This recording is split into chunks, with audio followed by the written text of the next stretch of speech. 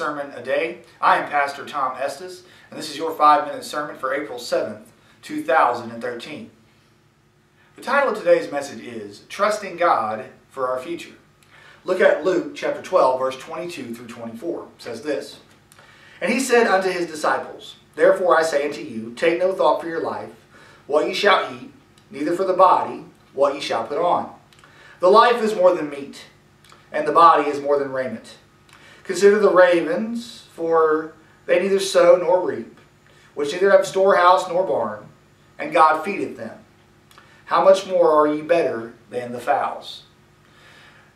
There is a movement amongst churches of my stripe, independent Baptist churches, to bunker down because they look at what our government is doing. They look at our president, and he seems bent on changing this nation. He seems bent on, really, for lack of a better word, destroying our nation.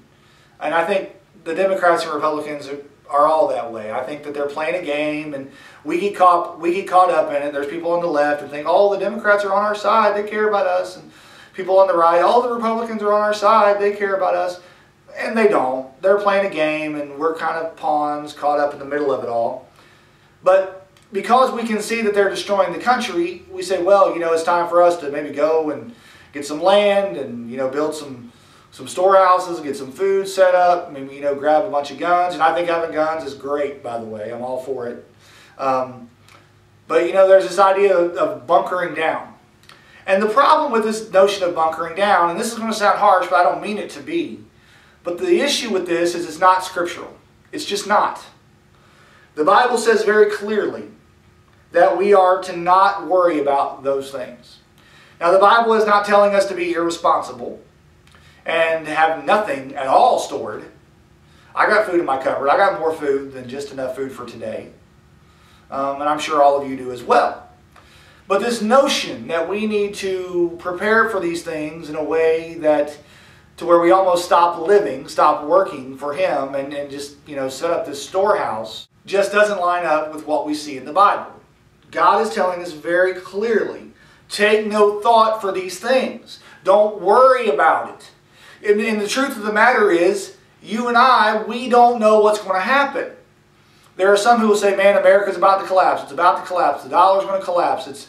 It's going down, and we don't know what's going to happen. Here's the thing. You don't know that. There might be a great revival that's about to be ushered in. I mean, we might be about to see a turnaround. Maybe God's going to use this, and Christians are going to start standing up, and there's going to be a revival in this country and a turning about. And there are some who say, well, that's not going to happen. How do you know? You don't know.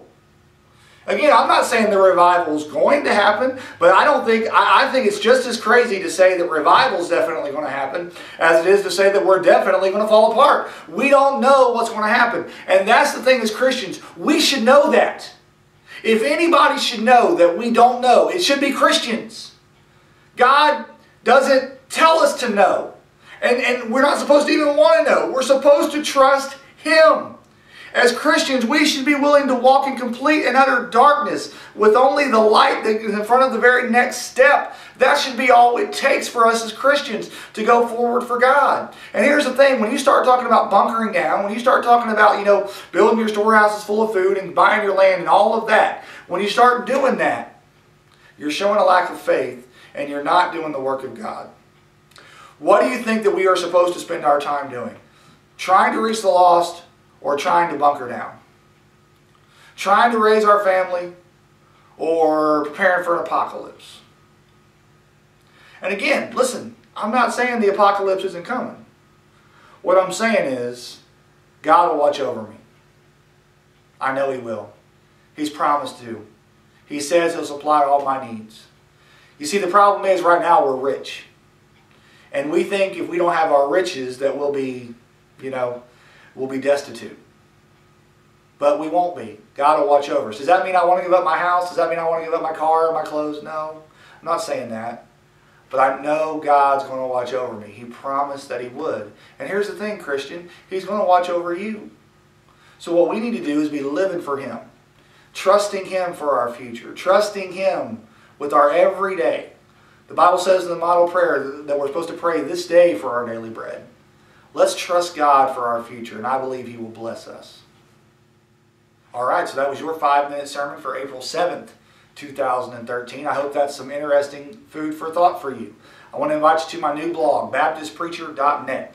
Check it out. I think you might enjoy some of the things on there. And if you are ever in sunny Florida, you've got to come to Winter Haven and visit the Southside Baptist Church. We would absolutely love to have you. God bless you, and have a great day.